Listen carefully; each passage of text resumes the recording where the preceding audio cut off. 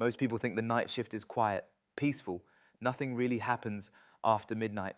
But for some people, that's when the strangest things begin. Tonight, we're going to explore 3 true horror stories that happened during the night shift. Stories from people who thought they were alone until they realized they weren't. Let's begin. Story 1. The Empty Building. A man named Kevin worked as a night security guard in a large office building. His shift started at 11 p.m. and ended at 7 a.m. Every night his job was simple: walk through the building, check the doors, make sure everything was locked. The building had 5 floors, but at night it was completely empty. Or at least, it was supposed to be. One night around 2:30 a.m., Kevin was doing his usual rounds on the 3rd floor. Everything was quiet, too quiet. As he walked down a long hallway, he suddenly heard something. A door closing, loud, clear. Right at the end of the hallway, Kevin froze. He knew for a fact that no one else was supposed to be in the building.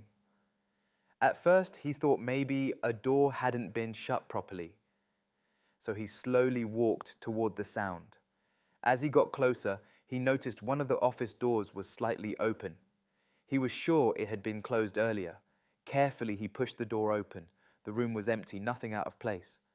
But as he turned to leave, he heard something behind him, a whisper, so quiet he almost thought he imagined it. He turned around quickly. No one. The room was completely empty.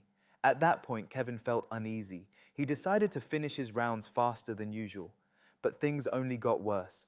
As he walked back toward the elevator, he heard footsteps following him, slow, matching his pace. He stopped.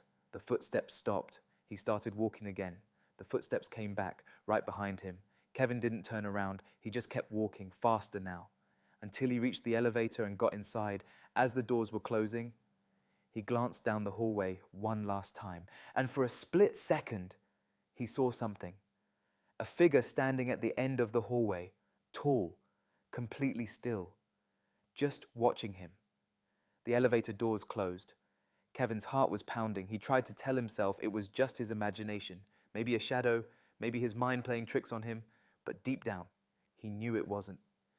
When he reached the ground floor, he stayed in the security room for the rest of his shift. He didn't go back upstairs, not once. The next morning, before leaving, he decided to check the security cameras. He rewound the footage to the moment he was on the 3rd floor. At first, everything looked normal. He saw himself walking down the hallway, then stopping, then turning toward the office. But as he kept watching, he noticed something that made his stomach drop. Behind him, at the far end of the hallway, a figure slowly stepped into view. It hadn't been there when he turned around. It hadn't made a sound. It just appeared, standing there, watching him. And then, as Kevin walked toward the elevator in the footage, the figure started moving, following him, slowly, staying just out of reach. Kevin turned off the monitor immediately. He didn't finish his shift. He grabbed his things, left the building, and never came back. Story 2. The Late Night Caller. A woman named Sarah worked the night shift at a small hotel reception.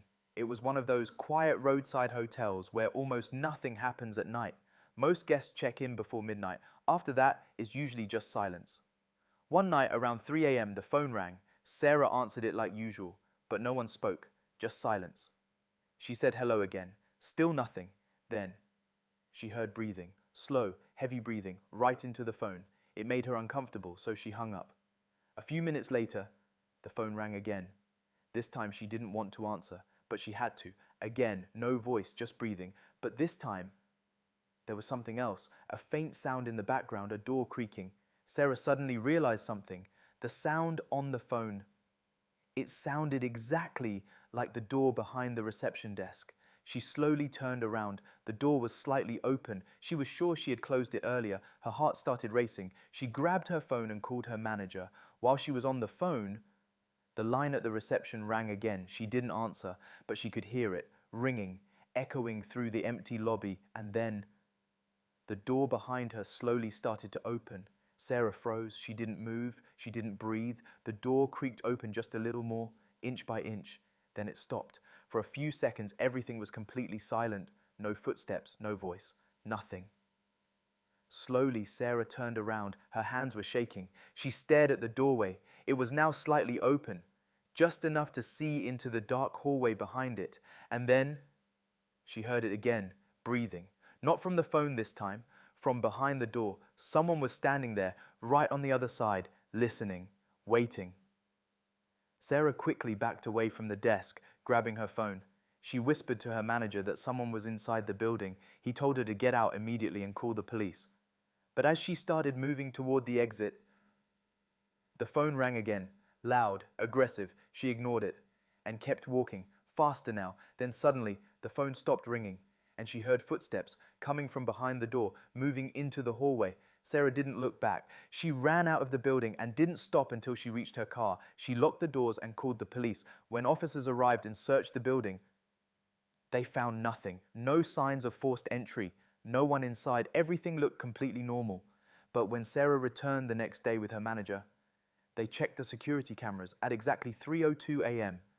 The moment the phone first rang, the footage showed something that made her feel sick. The door behind the reception desk, slowly opening on its own, and just before it stopped, a shadow moved across the camera. But no one ever appeared on screen. Sarah quit the next day, and she never worked a night shift again. Story 3. The Last Delivery. A delivery driver named Mark worked late-night shifts delivering packages. One night he had a delivery in a quiet neighborhood around 2 a.m. It was unusual but not impossible. When he arrived, the street was completely empty. No lights, no cars, just silence. The house he was delivering to looked normal, but something felt off. All the lights were off, no sign of anyone inside. Still, he walked up to the door and knocked. No answer. He waited, then knocked again. Still nothing. As he turned to leave, he heard a voice behind him. "Leave it at the door." Mark jumped. He turned around quickly. No one was there. The voice had come from right behind him, but the street was empty. He hesitated, then placed the package down. As he started walking back to his van, he heard footsteps behind him, fast. Getting closer, he turned around. No one. But the package was gone. Mark froze.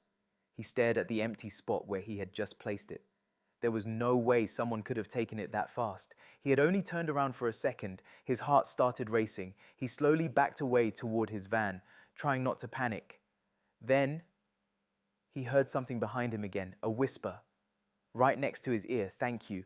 Mark spun around. No one. The street was still completely empty, but now he knew one thing for sure. He wasn't alone. He jumped into his van, locked the doors, and drove off as fast as he could. He didn't stop until he reached the main road. Later that night, he checked the delivery app. The order had been marked as completed, but the name on the delivery had changed. Instead of a person's name, it now said delivered. No address, no customer details, nothing. The next day, Mark called his company to report what happened, but they told him something strange. That address didn't exist in their system anymore. It had been completely removed, like it was never there. Mark refused to do night deliveries after that because to this day, he still remembers that voice right next to his ear, whispering, "Thank you." Working the night shift can seem quiet, even boring.